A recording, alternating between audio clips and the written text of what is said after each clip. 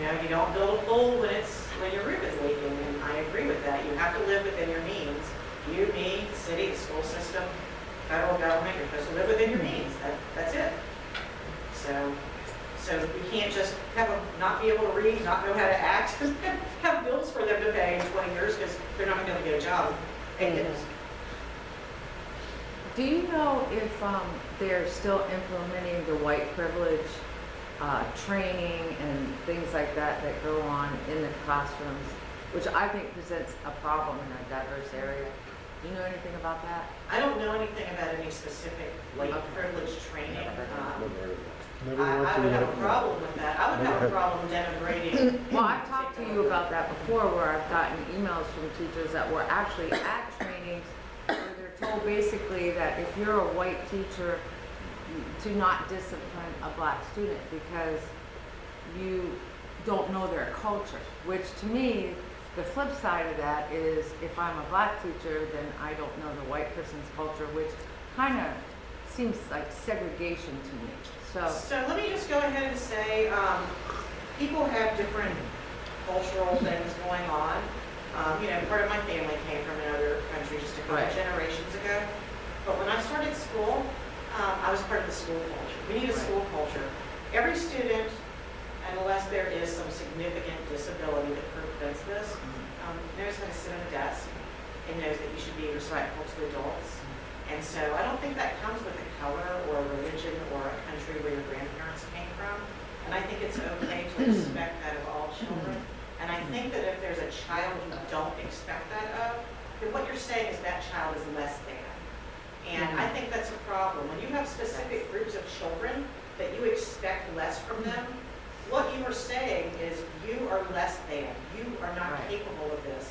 And eventually, children internalize that. It's a self-fulfilling prophecy. Children need people to expect things from them. And I had a 2-day sub job, and the first day, this one child, he gave me so much grief. And he came in the next day, and he said, because I wrote it in his folder, he came in the next day, and he said, I'm going to do better today this age. And I said, I know you are. And you know what? He did. But I expected that of him. I knew he could do it. You know, if I look at him and say, it's okay, I know you're not going to be able to sit still. You know what? He wouldn't have. We should be expecting something of all of our students. So, I think of it's not white privilege. I think what happened, and I'm not sure the time frame, it may have been 10 years ago, but the Justice Department came to the City of Virginia Beach schools, and there was an issue with it, investigated our school system and filed action because there were too many African American males that they claimed were being disciplined and or found eligible for special education versus African American females versus the other population percentage-wise. That was the claim of the Justice Department, and they nailed Virginia Beach schools for that. However, the point that I questioned was they didn't go to Portsmouth and they didn't go to Norfolk. They went to Virginia Beach, so that was the issue. But the pressure was put from the federal government, the Justice Department, on the City of Virginia Beach. That was not Dr. Spence, but this is a couple of superintendents ago. And from that point on, that has been an emphasis of if it's an African American male because of that Justice Department issue. So is the Justice Department saying that African American males are less than? Is that what they're doing? Because I would have to reject that. That's basically what they said when they went after the police department, and they said that the math exam for beach police officers was culturally biased against African Americans. But isn't 2 + 2 4 in every country, in every color, in every language? I would think so. See, when you do that, what you're saying is I don't disagree with you. I don't understand that policy. I don't disagree with you, Laura, but that's No, I get that. It doesn't compute.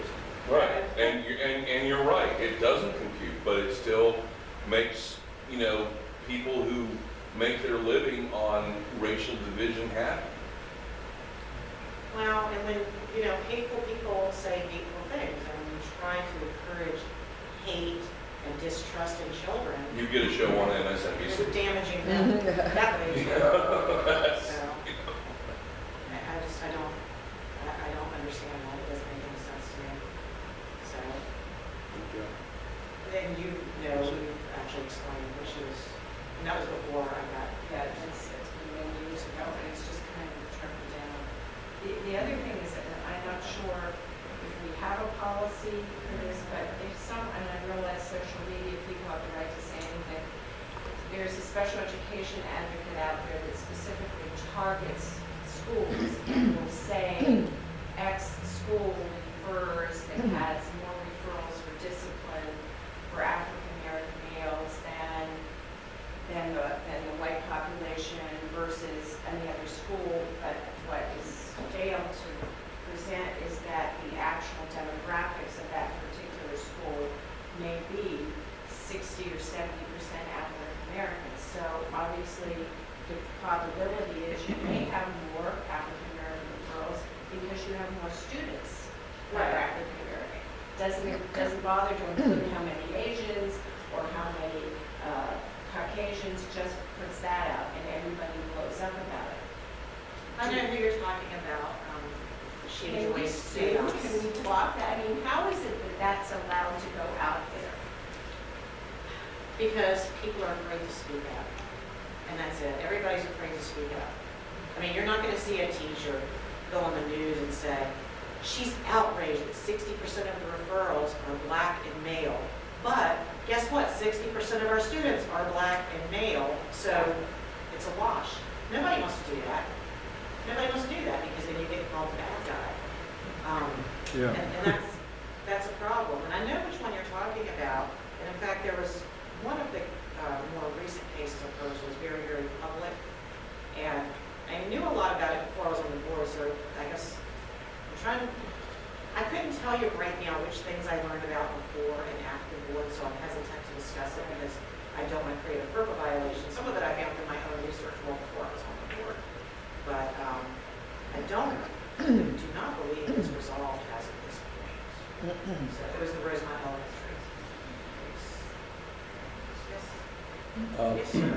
On the racial issue, when we became incorporated as a city and merged with the county in '63, we had boroughs. And Kempsville at that time, the geographic borough, encompassed about 150,000, whereas the Blackwater representative, who at the time was John Bond, represented under 1,000 people. So we wanted to change it so that we had equal divided districts. And the Justice Department came in, and we did what they found out, because the black community was trying to carve out for not districts, but wards. They wanted to have a black ward to be able to make it easier to get a black on the city council. But what the Justice Department found out was our population was so homogenized, they could not find a black district. It was impossible. So this whole thing about all this racial divide and this the white privilege, whatever you want to call it, it's all a bunch of garbage. It's period. But the public education system has perpetuated it. And if I may add, because you mentioned the F word earlier, do you think that the genesis for the permissiveness for the use of that four-letter word, in other words, comes directly from the top, i.e.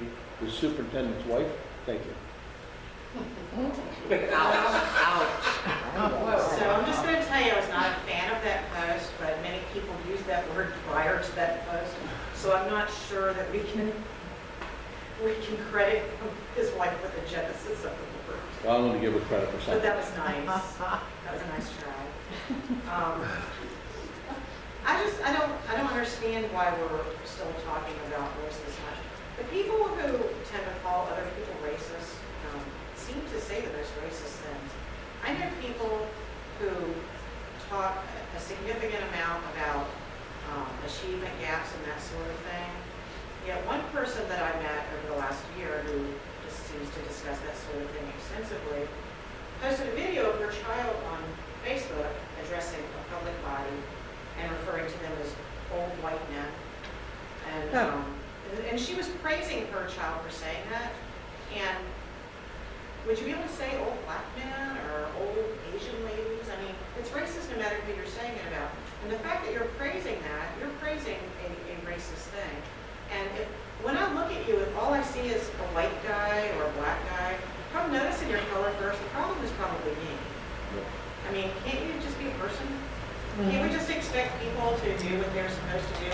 Can't we want everybody to be able to breathe? We want everybody to succeed and not be concerned about these other things. I mean, we want every child to be able to succeed, right? Yep. Every child, we want them to be able to succeed. So I think focusing on their academics and their skills and their shortcomings. I mean, all of us have different skills. There are some things I'm really good at that you'll probably never be able to do. There's some things you're really good at, I'll probably never be able to do. And you know what? That's okay. So you try to identify what skills people have and try to help them achieve to the best that they can. And everybody's path is different, and it's okay. And it really doesn't matter what they look like. So, I just wanted to ask about Plaza Middle School. I heard that they were doing the IB program for the whole school. And I'm weird, because I've always said that. Why do they not hold these other kids accountable the same way as they do the IB? I'm wondering how it's going to work. That was my most recent, and I'll just be real quick, I know we need to wrap up. That was my most recent school visit. And the principal they have there, I love her. She is great. Oh, good. And she was an AP at Great Neck when my daughter was there. And I subbed there. Her first year there, teachers were saying, this is actually part of that early discipline. So teachers were saying, we've been having this issue, but we have a new principal, and she doesn't tolerate that kind of stuff. And when I went in there, one thing that was really notable was I went in the lunchroom. There were no phones out. There were no cell phones in the lunchroom in that middle school. So that was real noticeable. So the IB program there, they have certain standards they have to maintain for their IB students, but because it's stringent and it's very they have applied those principles to their general education. Which they should. You raise the bar up here, kids will reach. Exactly. And it's working out really, really well. They need to be commended for what they're doing over there. They have a really good thing going over there, and I would like to see that kind of thing spread. Because when we expect something of our students, they rise to the occasion. And they feel good about it, because they've accomplished something. And I would tell you this, I did an IB long-term in 8th grade civic. And in that classroom, I worked harder than I ever had in planning. I had planning time, I had everything. In the other classes that I would do long-terms in, all my time was spent in discipline, it seemed like. Because there was none there. Yeah, it's so different. So I think when you set the bar up, the children are challenged and they have a lot more self-respect. Oh, yeah, I agree. Thank you.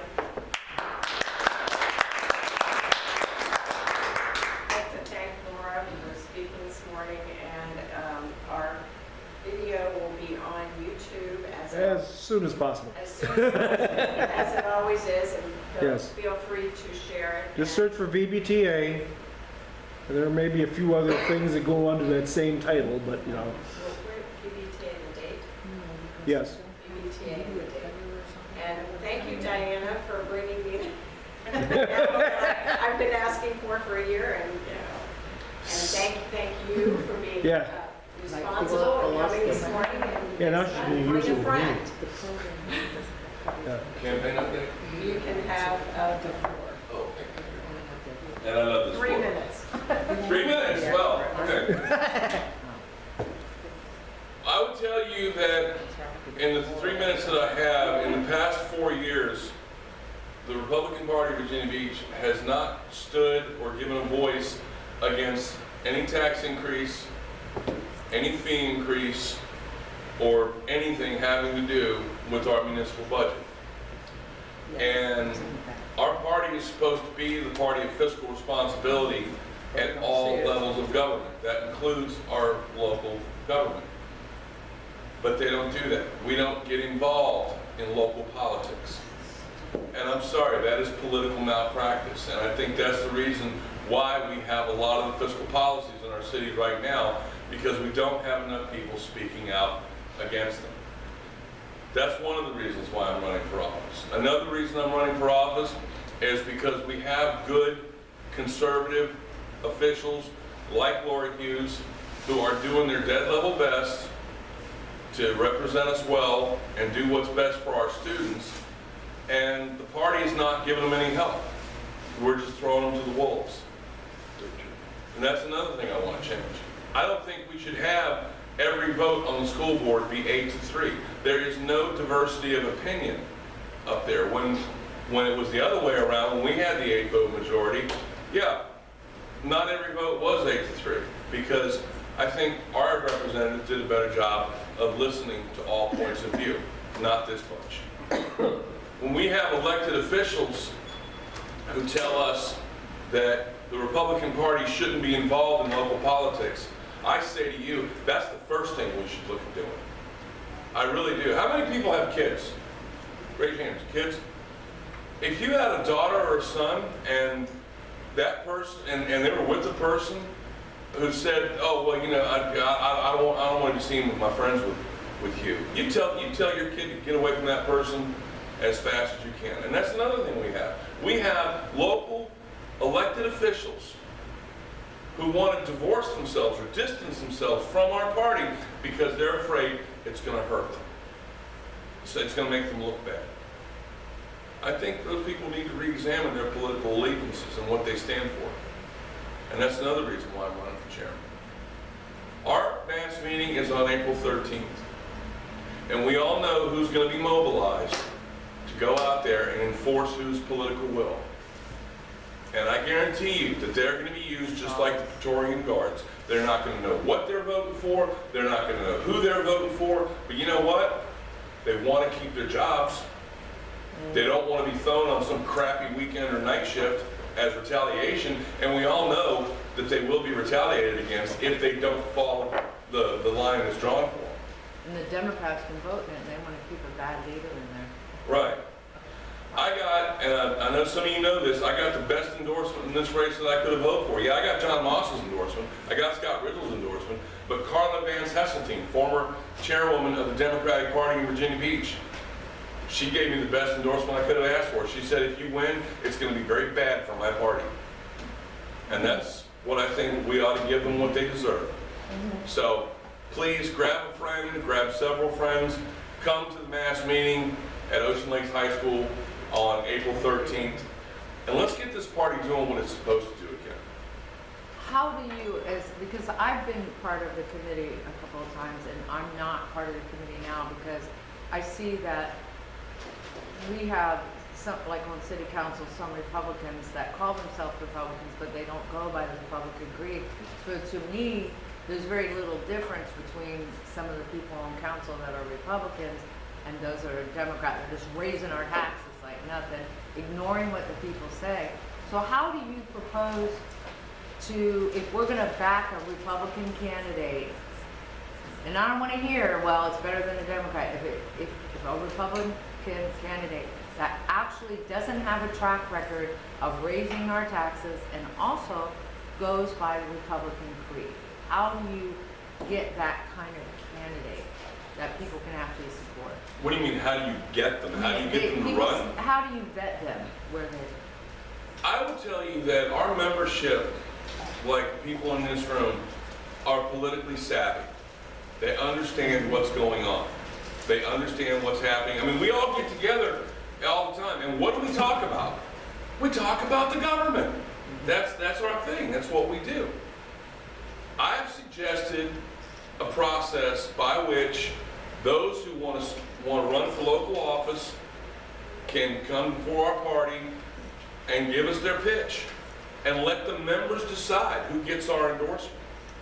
Remember, the one thing that any politician is afraid of, I've been a political consultant for 10 years, and I can tell you right now, most of them are afraid of these words. That's going to make you look bad. And how do you think it's going to make a politician look if they're a member of the party, but they don't get the endorsement of the party? We endorse somebody else. Or if we have a politician who's supporting this constitutional amendment, but the party says, no, we don't support this. They don't want to be seen as going against their party. because that, they know that's gonna hurt them in certain quarters. So what I'm suggesting is a process by which our